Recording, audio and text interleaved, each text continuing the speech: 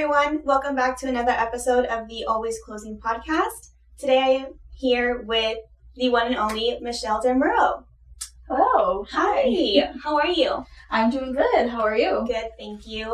First off, I just want to thank you so much for being on our episode. I know you're super busy. As you can see here, thank you so much for welcoming us into your house. To start us off, why don't you tell us a little bit about yourself? Sure. Actually, I also want to mention thank you so much for thinking about me. I was, when you invited me, I was like, this is awesome. Thank you.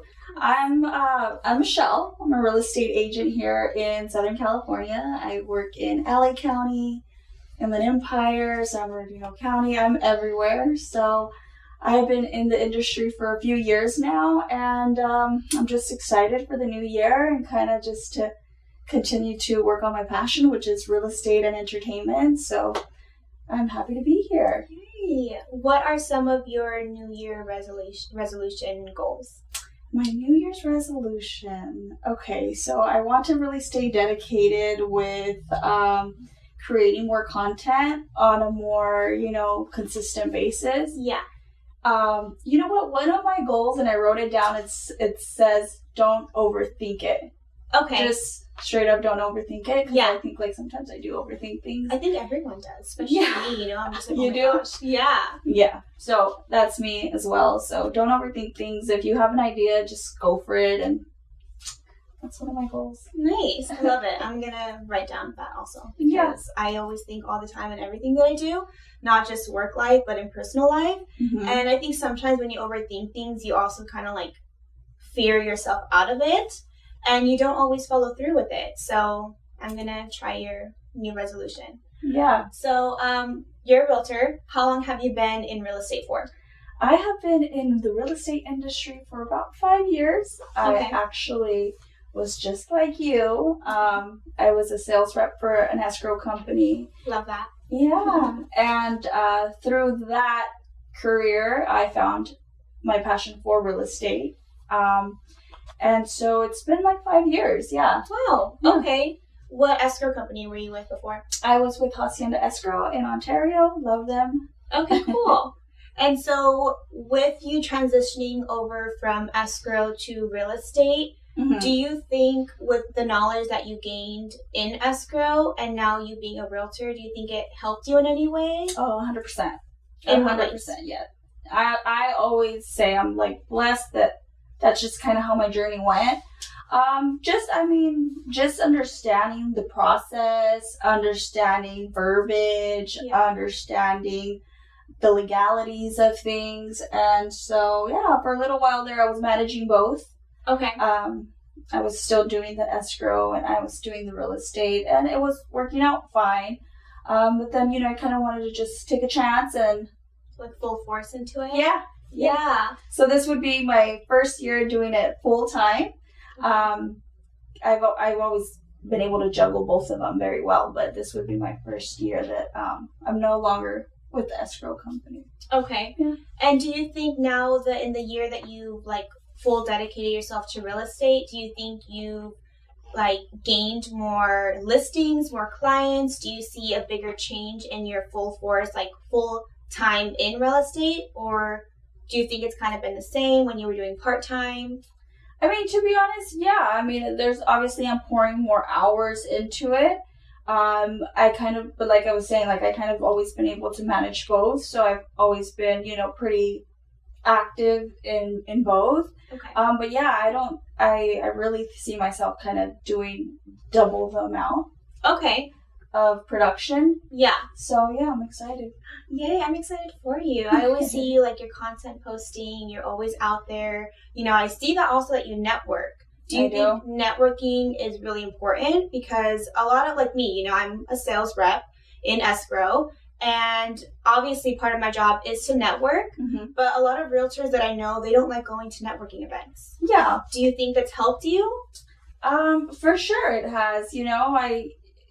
I'm out there and a lot of people approach me. They're like, hey, Michelle. And I'm like, oh, hey, how's it going? So, yeah, a lot of some agents don't see value in going out there and meeting other agents. But I think that's totally wrong in a way. I mean, to each their own, but, let's just say if I have a listing, then I'm networking and I have, I make a connection with another realtor that probably has my buyers. So exactly. Yeah. That's exactly everything. I'm so glad that you said that. Yeah. Because that's like the exact same words that I tell like all my realtor friends. Like, I know you guys would rather be out talking to buyers and sellers, but I think it's also a really good way to, one, network, meet other people, but two, just how you said, like, you may have a listing and the other realtor may have a buyer, or who knows, maybe vice versa. Exactly. Your buyer has, a listing that they have. So I love that you said that. Going back on what you said more about with social media, I see that you post a lot of content. Do you think that social media has helped you gain more clients or get your face out there more? Yeah, it has. It has. Because I think back to my first few transactions and I asked myself, how did I pull those buyers or sellers? And they were people that I've known, like growing up with, you know what I mean? But if it wasn't for social media, I don't think that our connection or our relationship would have been that strong, right? Right. Because we're constantly checking up on each other and liking and engaging. And so, yeah, I think social media is for sure like one of my top 3 ways to how I get my clients. Okay. So going based off that, what is your main source of clientele? Like, what have you currently been seeing? Oh, this is just working a lot more for me. I know a lot of people. Okay. I know a lot of people. And I think the reason for that is because I'm always open to meeting new faces, creating new friendships. I have a big family. There's that. And also, my sister and I were close in age. But we both went to separate high schools. Okay. So when she was a senior, I was a junior, for example. And so I was able to meet her side of the city in Covina, and we lived together. But for some reason, she went to Covina High School because I'm from Covina, and I went to Northview High School, also in Covina. And so I met double the amount of people. She'd bring her friends, and I'd bring my friends, and we'd all be friends. And so I still keep in touch with everybody from high school. So I think that's just very important. Always keep in touch with everybody, especially if you're in a business where you're going to bring value to them. Yeah. It's always good to just continue to connect with the people that you already know. So my number 1 source is my sphere of influence. It's amazing. I don't think I've ever heard a realtor say that. It's always more like, like door knocking or, cold calling or, rarely do I hear Instagram. But I haven't heard that before, so that's really interesting. Yeah. Yeah. So coming into her house, I didn't realize that you had like your own office. Mm-hmm. Do you mostly work from home, or do you have occasions where you go into the office, or do you mainly just... Well, the goal is always to be at appointments, right? So yeah, I mean, I work from home. It's my home office. We have, I'm from EXP, so we have a few satellite offices. The one nearest to me is in Upland, but we have a few in Anaheim and Downey and just like a lot of different places. So, just to answer your question, I work from home. I go into the office a few times a week, especially if I need to meet clients. I'm not going to invite them here, but, so that's in Upland. And then, the goal is always to be out in appointments. So I guess my main office is my car. Okay. How do you, lock in your appointments? Like, what's kind of like your closing tactic when you're setting up appointments? Not sure if I know what you mean, but like for example, let's say, you're talking to a buyer and they're kind of on edge, like yes and no, I want to buy, and you're like, okay, I need to get this deal. How do you kind of persuade them to say yes? Okay, 1, I want you to be my realtor, and 2, I want to buy. Okay. So if I see that they're on the fence, I just make sure, I always do my research and what's kind of the trends in whatever that specific area is. So I make sure that I have all the right research, and you kind of, it just depends. You got to feel them out. If you feel like there's potential, you just kind of tell them like, listen, just sit with me, no commitment, and we'll go from there. And it's just a matter of meeting and kind of giving you information, and then so that's kind of the way I like to do it. Okay. I'm not the type that I need to hear yes, an affirmative yes. If I feel like they're kind of cool, then I just kind of try to just schedule the appointment, and then I just kind of assure them that we'll see what happens once I meet them and I bring my research to the table, and if they like what they hear, then we can proceed to sign a contract. Okay.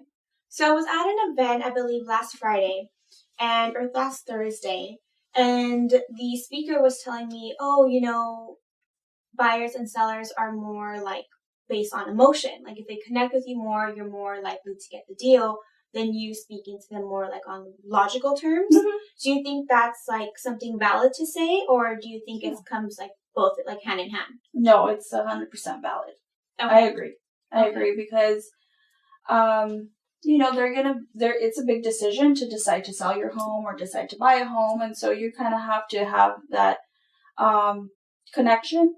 Yeah. I feel like I keep saying connection, but yeah. But it's true though. You do have to have that connection. Yeah. You kind of have to know that that's going to be someone you're going to be working with for, a few months. And so you got to make sure that you guys get along. I want to say I have great communication skills. I'm bilingual. And so, for that reason, I think it kind of helps me out. The fact that I could speak Spanish fluently, and, I'm not scared or intimidated or shy. And, I get nervous. Yeah, but. Yeah, you don't come off as a shy person. Don't show it. Yeah. Full confidence.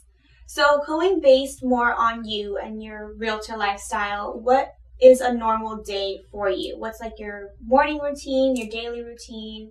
How does Michelle's day look like? Yeah, so as of August of last year, I discovered my gym, and it's called Orange Theory, and I love them. Yeah. I actually commented on your post, and I was like, I'm so excited that you're going there. So I used to work there. Oh, that's right. Yeah, I used to work there. Yeah, Orange Theory. I feel like, if I don't have discovered my thing, I feel like I've always kind of, I've always been into fitness, so I've always gone to the gym here and there, but I felt that, like, after the pandemic, it was hard to get back into the gyms finally when they were, like, opening them up. And I would always pass by Orange Theory and Chino Hills, and I'd be like, what is that? Yeah. And so they had, like, a free first-time class, so I want to go check it out. And I loved how many calories I burned in an hour. Mm-hmm. I love the fact that it was an hour. Yeah. Because before that, I was doing HIIT, / CrossFit. Okay. And it was like 40 minutes. It was like 40 minutes, and then you it's done, and then you just go home or whatever. Yeah. And I didn't feel like, don't get me wrong, it was hardcore, but It was like 40 minutes, and then I was like, that's it. So, Orange Theory, I discovered them. It's a full hour. I wake up at 5:30, usually, and I hit up the 6:15 class. So from 6:15 to 7:15, I'm working out. I come home, make my shake, hit the shower, get ready, and start working from home or go to my appointments, whatever it is that I got going on. But I get ready because you never know. You gotta be ready all the time.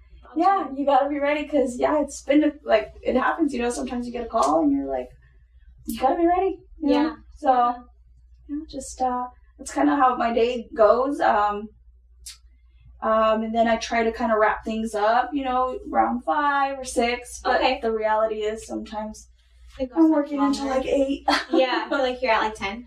Yeah, weekends too, but it's okay. It's okay. I like it. So for me, it's not like, I don't know. It's fun. I love doing real estate. So when on your weekends, do you do open houses as well? Yeah, of course. Okay. Yeah, always trying to do open houses. I think because things were a little bit busy during, not busy, slow during the holidays. Mm-hmm.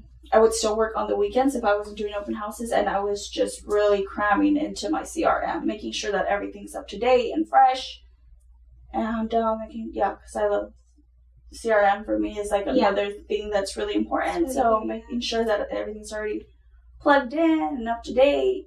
Okay. So when you go to the open houses, what is like your routine at the open house? What normally do you do? Well, I'm very like detail oriented. So of course I got my signs. I got my 12 signs, and I'm looking to get more because one of my good friends who's a real estate agent, he said, I think he told me like 30 plus signs for one open house. Yeah. And I think that was like more so a few years back when Zillow and Redfin, where people wouldn't get the information. But yeah, no, I mean, you could imagine. Yeah, I get a lot of people that come in and say, I always ask them, how'd you hear of the open house? And a lot of them say, the signs. So yeah, I'm looking to get more signs. I don't know about 30, but for sure more. Okay. And so my routine is for an open house is make sure the signs are good locations. I always bring a snack for my guests, cookies, waters, fruit, something like that. My sign-in. So you do have people sign in? Always. Okay. Yeah, always. Sign in, and I use my iPad for that. And then I always give them a tour. Okay. Sometimes they come with an agent, so I kind of let them do their thing, but I still make sure that like I'm helpful. Right. Yeah. Okay, cool. Mm-hmm. What is something that you are doing that you don't see other realtors doing? Or just in general, what is something that you think realtors should be doing but aren't currently doing? I guess I was telling, I don't know if it was on camera or off camera, that I was saying that like I just put myself out there. Okay. You know what I mean? Yeah. Like, I think that you got to get comfortable being uncomfortable. Yes. Is that how you say it? Yes. Yeah. So I do things that the other typical person wouldn't do. Yeah. I go after it. I figure out a way. Yeah. So I think that's something that I think other realtors should just like be fearless. Yeah, I have seen that, and I do get a lot of, some people, for the content that I post, I do get a lot of good feedback, because I am myself. And, sometimes when I'm looking at these videos or when I'm editing the videos, I'm like, should I have not said that? Or should I not say this or do this? But I'm like, you know what? Like, especially in social media, like, there are so many realtors that are like, and lenders, just people in the industry that are like cussing and like, because people just want that genuine vibes from you. Like if that's how you talk and you cuss, like it's not going to relate to some people, and other people's are going to actually like love it. Yeah. And so I do agree with you as far as, putting yourself out there, because I was kind of like in my own shell when I first started. And now that I've kind of seen more of the industry, see other people's content, see your content, seeing people just being themselves, I do encourage everyone to just be themselves. And if you get judged, I mean, people are going to judge you regardless. People are going to judge you whether you do things the right way, whether you do things the wrong way. People are always going to talk. So I do agree with you on that aspect. On buyers and sellers, have you ever experienced a situation where you have like a nightmare with a buyer or seller? Oh. I have a lot of patience. I really? Do. Okay. Yeah, I have a lot of patience. So I mean, I'll put up with some stuff, that other people probably wouldn't. Okay. But there was this one time I drove for a listing appointment, and I had the conversation beforehand, and they're like, "Oh yeah, we just." Honestly, it was like such a crazy story. They were like, "Oh yeah, we just remodeled." It was an elderly man I was talking to. Okay. Oh yeah, we just remodeled, clean things up. And I go out there and I get the tour of the house, and everything is literally original from like 1950. Like metal cabinets. Yeah. Metal cabinets? Yeah, metal kitchen cabinets. Like I don't even super, see it's that. like, because it's super old school. Wow. Okay. Metal. And then he was like on the phone, "Oh yeah, we did LED lighting." And I thought, okay, like something like this. And I was like, LED light bulbs. Like, it was. Aww. Do you think he knew the difference though? Do you think like he was like he didn't know much about it? Like to him that was probably like amazing. Yeah, I felt bad. I felt bad. It was not. remodeled. And I mean, okay, there's that, but and I was just kind of like, I did tell him, standard, it would, we would kind of need it because he wanted a very like unrealistic price. So I did say, well, if we were to do this and that, and yeah, so it was just, yeah, I got a headache that day. Okay. And I'm telling you, I have patience. Yeah. But yeah, it's okay. It happens. You can't win them all. Of course. And you have to be okay with not winning them all, you know? Going back on what you said about unrealistic, like expectations and unrealistic promises, when you meet with a seller and they have like a certain, like sale or like price that they want to sell their house for, and you're like, okay, this is not going to sell for that. How do you kind of like humble them a little bit, like adjust their like? I have a little diagram that I show them. If we were to price it right, okay, how we could approach more people. Okay, so it could be more, more of an attraction. Yeah, and more people to come out. So that usually helps me. I have like this little diagram that I like to show, and so usually they could see that when after I kind of like explain everything. Yeah. Yeah, so they could see that, but sometimes they want what they want, and all you could do is try your best to kind of tell them the reasons why it's not a good idea, but at the end of the day, they're the boss, and if that's the price that they want, well, we could price it whatever they want, and then I always say, like, in the terms of the contract, just that within 2 weeks or 3 weeks, if we don't see any offers, to adjust from there. Okay. So that's what I normally like okay with it? Yeah. Okay. Yeah. Okay. Yeah. So if I can't get them to lower it, then I just put it in the terms that we will be changing the price if we don't get any offers. Okay. All right. That's not bad. It's not too bad. Mm-hmm. So, on your Instagram, I know that you're very well known and you do all your, I'm sorry, let me go back. For when you get a new listing, do you think it's important to make content on your new listing, or do you think just the listing photos is more than enough? No, I mean, for me personally, I do as much as I can with it. With the photos, I do drone videos, I do me doing a walkthrough. Okay. Yeah, no, everything is, and I make sure it's on all my social medias, everything. Do you have multiple social media platforms, or is it just Instagram that you kind of like? No, I'm everywhere. Oh, really? Yeah. Okay. I am on TikTok. Okay. At Michelle Del Muro. On Instagram at Michelle Del Muro. I do have a real estate page at Michelle Del Muro Real Estate. I kind of post the same things on both, but obviously on my at Michelle Del Muro, you'll see me be a little bit more free. At Michelle Del Muro Real Estate, I like to kind of keep it clean, I guess, because you never know when you have like the older demographic. Right. And the older demographics, they're on Instagram, so they could see what's my inventory and what I got going on. And so at Michelle Del Muro is basically all my everything. Yeah. Okay, good. As a realtor, I know a lot of realtors have like specific clients that they like to target. For you specifically, do you like to work more with buyers or sellers? Oh, you're putting me on the spot. I love to work with both. I love to work with both because it's just two different experiences, kind of. I'm very passionate about helping people. I know that sounds kind of cliche, but I totally am. And I love kind of navigating them through like the home buying process, especially if you're first time home buyers. It's super exciting. And then I like to work with sellers because it's just an awesome process to kind of help get their homes prepped for the selling process. Is one harder than the other one? Like, because me, I'm still pretty new in the real estate industry. So is it you personally? Is one a little bit harder to work with? It's not necessarily, because it all depends on the client. Okay. So you haven't had like a preference yet. You just like to work with both of them. Yeah, both of them, of course. Yeah. Okay. So more a little bit about you. You started off in escrow.